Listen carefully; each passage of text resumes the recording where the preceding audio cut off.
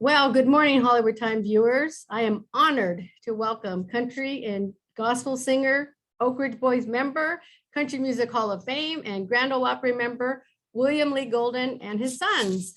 Formerly, they're known as the Goldens. Hello. Right. Good morning. That was How a you mouthful. I'm doing great. So thank you for coming into our home today and There, visiting. that's a great piano back there. Yeah, it's a Yamaha. C7. C7. Oh my goodness. So William, this is William Lee Golden here in the middle. Introduce your sons to us who are with us today. Yeah, I've got 4 sons and 2 of them are here. They recorded with me. These guys are extremely talented. This is Chris Golden, my son. Hi, Chris. And this is Rusty Golden. Rusty. And then Craig, he also sang with us on this, but Chris and Rusty, they've toured and sang together and played music together since they were little kids. And anyhow, it's the first time we've been able to record together in one big project in like 25 years. So when I was away from the Oak Ridge Boys in the late 70s and late 80s and early 90s, I traveled with my sons and we played music and sang. Chris is a drummer. He's plays harmonica, guitar, plays piano. Rusty plays piano and writes songs and sings. So they're extremely talented and they sang harmony with me on all of these recordings. Wow, that's amazing. You two gentlemen must be so proud of your dad as he must be so proud of you boys. Indeed, we are. But it's a big hat to fill. Right? Yeah. And All both of you, boots. and both of you are hatless, but hey, that's okay. Yeah. So when did you guys learn to play the instruments that you play, piano? Well, it's and something whatever? that came really natural and easy I think, for both of us, because we always had instruments around the house when we were young. My dad's sister played the mandolin and the piano and sang, and we got a double dose of it because on our mother's side, she was one of 8 brothers and sisters, and they all played and sang. And it's something that at every family get together, we would always gravitate before the end of the evening around the piano or break the instruments out. And it's something that has been going on since as far back as I can remember. And the same thing happens with us now at some of our family get together. So anyway, I don't know. I think my deal's gone. There it I is. can hear you. Yeah. Okay. I'm sorry. I wasn't hearing Oh, that's myself okay. though. Okay. Anyway, so it's something that came pretty natural and easy for the both of us. We've been doing it a long time, and Rusty's the one that started out doing it. He started out playing drums, and I looked like he was having fun, and something looked like something I wanted to do too. And then Rusty saw Elton John, and he moved over to the piano, and I later on I started playing the piano too. So it's something that we both. It came pretty natural and easy for us, I think, because we had it on both sides, you know. And I also read on these albums that you've done, there's 3 of them. William, you've also had your grandkids too? Yeah, we had 3 of my grandkids sang on these albums. My 2 granddaughters, Elizabeth and Rebecca, and then Elijah, my grandson. He's at Brown University in college, but he also sang 2 or 3 songs on 3 songs on this album. He sang the old R&B song, Stand By Me. Oh, yeah. You remember that song? Yes. He slayed that song. He did a great job of it. Then Elijah also sang Elvira, and then he sang with Chris on Bobby Sue. So we did a couple of Oak Ridge Boys songs while I was recording all of this. They sang those songs without me, so that was fun to listen to their takes on Oak Ridge Boys classic hit records. Wow. Because I understand you're going to be releasing like a 3-volume set on March 25th. Now, your first album is Country Roads, Vintage Country Classics with 10 songs. So the second one is Southern Accents, Pop and Country Rock with 9 songs. And then the latest one, Old Country Church Gospel with 12 songs. How do you Yeah. find the songs? Who chooses the songs? You have amazing songs that you pick. Oh, they just do me justice. I love them all. Yeah, well, what we did is I went back to my childhood, and these old songs are songs that I learned when I was a little kid to play and sing. And then we wanted to sing songs that these guys heard as kids growing up singing, you know. Chris, he sang Tom Petty's Southern Accent, and he also sang the Eagles' Peaceful, Easy Feeling. And Rusty sang Bob Seger's Hollywood Nights and John Denver's Country Roads and songs like that they brought songs that inspired them as kids growing up to be playing music and singing music. So that's what we did in a pandemic. We got together as a family and a band, and we started playing and singing music. I had to turn the television off and get away from all the hate and negative coming out of television. Felt like it was poisoning our home here with negative hate. And I turned TV off and got away from it for 6 months. And I didn't want to see television because it was too much hate, everybody hating everybody, and too much negative. And anyhow, I had to submerge myself back into music, where I found healing power personally, and healing mentally, emotionally, physically, and spiritual healing. So that's what I wanted to share that with my sons during this time. Their mother was at a time in her life that she was suffering from pancreatic cancer, and it was the last few months of her life that we were getting together doing pre-recording rehearsals at home and singing some of these old songs. And some of them were inspired during what we were feeling during that time period. And it still touches us today as we sing these songs that we recorded during that time period. Anyhow, we found mental, emotional, physical, and spiritual healing through the music here to get through these certainly losses in life that we've shared. And it's a loss that you never get over, but sometimes we'll have to heal our spirits the best way we can. And that's what this music has brought to us. And we found healing in the music, and we just want to share it with the people and hope that someone else can feel some of the touch of the music that we felt when we were recording. Well, I lost my mother in 1994, and I'm going to cry, and I still miss her. And I just lost my dad in January, and he's I'm so 93 years sorry. old. And it's just, I can't wait to hear your Old Country Church, because I want to play one of those songs for his funeral, because he just loved I grew up in country music because of my dad, and I was looking forward Well, to it. There's quite a few on that album. yeah, there's several on that album that we recorded one on there called If I Could Hear My Mother Pray Again. Yeah. And it's songs like that that we found comfort in during this pandemic in a time of loss. Yeah. Thank you so much for those kind of songs, because, even if someone's not into country, you listen to this music and your voices, it's going to change them. It's going to change. These albums are going to sell millions and millions because your music is so touching. It really is.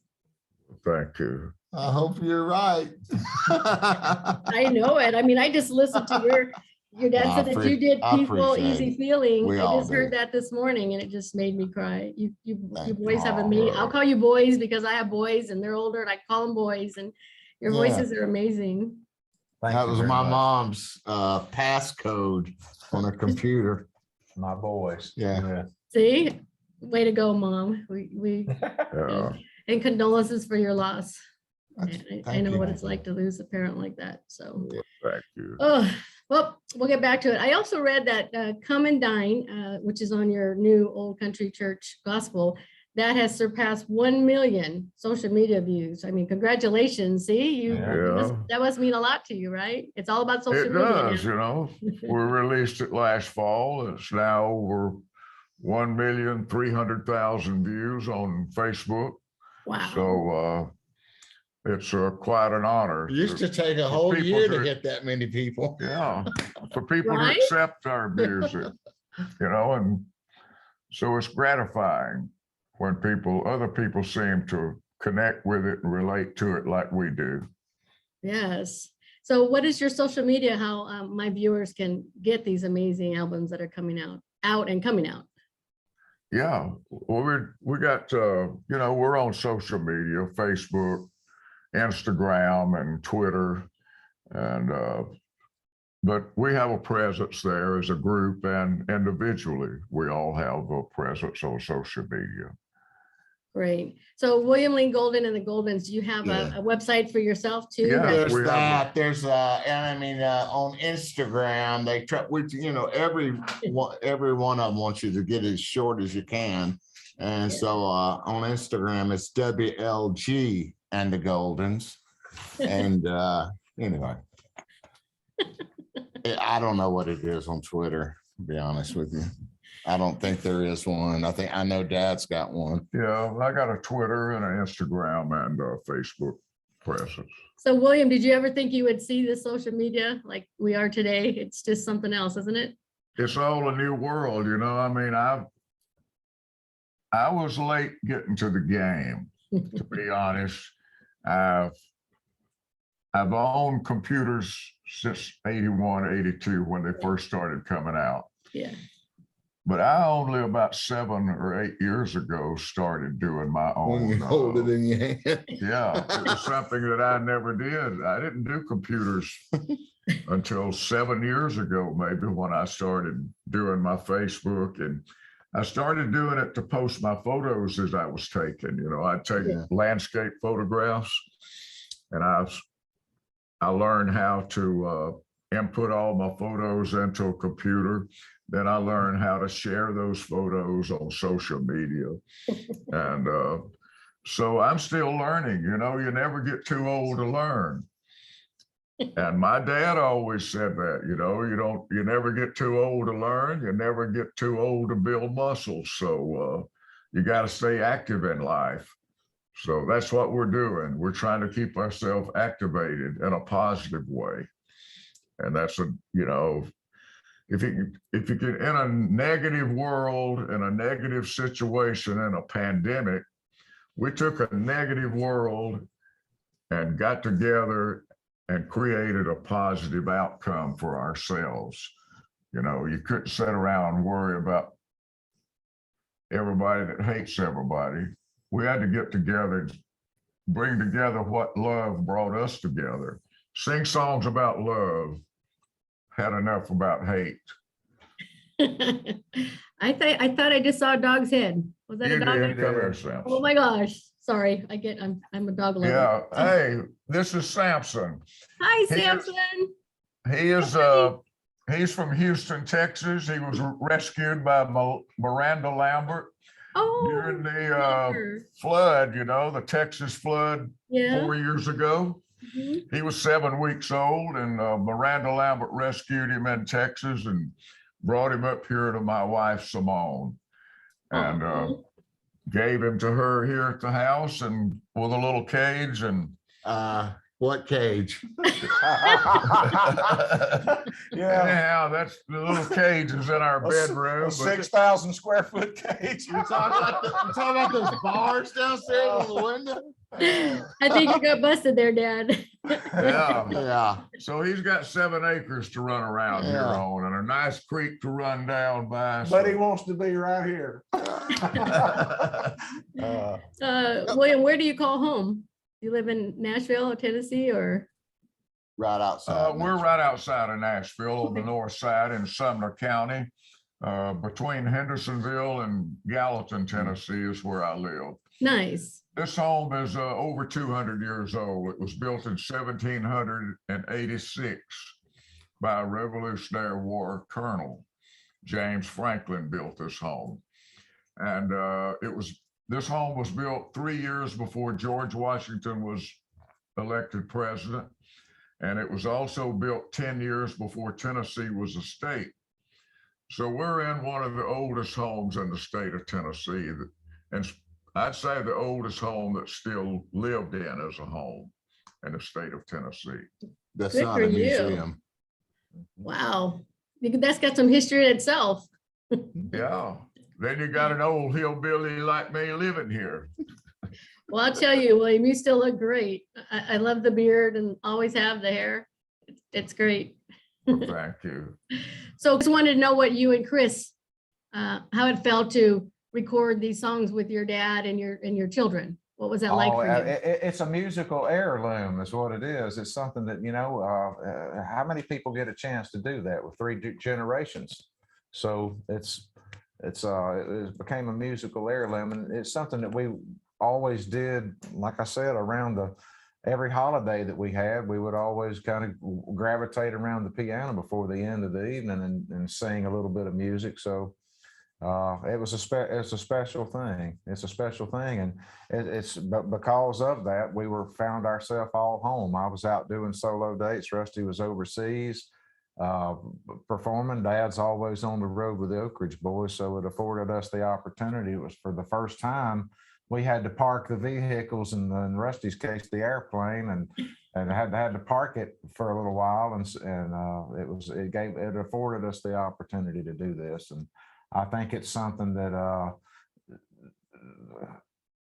our generations to come will look back on it and treasure it as well. That's our hope. This is our great, great, great Uncle Rusty. Yeah. He's the one who never grew up. Yeah. Well, good for you, Rusty. Now, come on, I want to hear a little bit from you. Peter Pan. Well, that's Go ahead.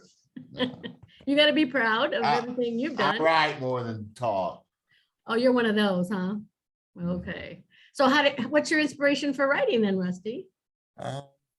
Nonfiction. Nonfiction. No. That's a hard question to ask. How old were you Go ahead. How old were you when you wrote your first song?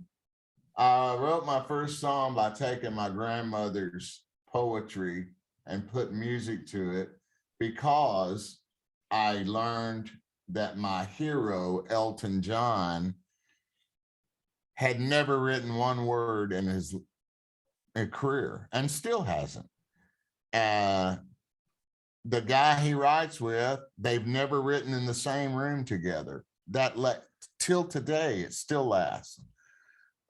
So when I saw at a young age, I was 13, and I saw Elton John, and when I found more about his career and the fact that I didn't know that he didn't write those songs, and that's when Bernie, his partner, was a poet. Well, at that age, the only poet I knew was my grandmother, and she had these poems, and I found a couple that looked like, wow, I could sing this song form and something I can try singing to. And I actually ended up recording one of them for a developmental deal for ABC Records out in Los Angeles.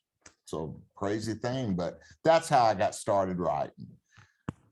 Well, that's a great story. I didn't even know that about Elton John. So thanks for sharing that. So Writing's been good to me. Good, very good. Congratulations. So are you guys on tour? Going to be touring? What's coming up? Yeah, we're playing here in Nashville next week at 3rd and Lindsley. It's a nice club here. We're having a record release party there, and we're performing about probably 15 or 20 songs off of the 34 that we've cut. So we'll be re-performing them at a club here and at our release party next week on the 17th at 3rd and Lindsley in Nashville. Darn it. And then we plan to go out and do some other concerts when we're not busy doing other things, I'm still out with the Oak Ridge Boys about 140 days this year. And we're doing an extensive Christmas tour a Christmas show again in Nashville. After 30 years of touring, doing a Christmas tour, we, the past 2 years, and we'll do it again this year, we'll be sitting in Nashville at the Gaylord Opryland Resort out there doing our Christmas shows. We're doing 32 Christmas shows here. It's a residence. Starts before Thanksgiving all the way through Christmas Day. Yeah, So I'm still doing that. Plus, out there every chance we get to go out with my sons and play some music. So we still want to do all of that. great. I'll make sure I put your website up there so my viewers can follow you. And hopefully you guys will come out here to LA. I hope to come to Nashville. That's my first trip I want to come to after this kind of pandemic is kind of gone. So I hope to catch you guys in person. And we one day. want to come to the Golden State. Come here, come to Hollywood. Wow. I'll show you around. Yeah. Great. We Well, love if you it come to there. Nashville, come visit us. We've been coming there for years. I remember, we've been to we used to play at the old Palomino Club there in Oh my- North Hollywood. yes. Yeah. Lancashire. Yeah, Yes. on Lankerson Boulevard. Oh my Go gosh. look at nudie suits. We over stayed there. at the Beverly Garland. No way. Oh my God. Oh, You guys yeah. got some history. Yeah, Oh. I remember Beverly Garland hitting on you, Rusty. Let's not I don't talk blame about her. these royal. We can't talk about that. I don't blame her. We've got stories. You got some good looking sons there, William. Yeah. Thank you.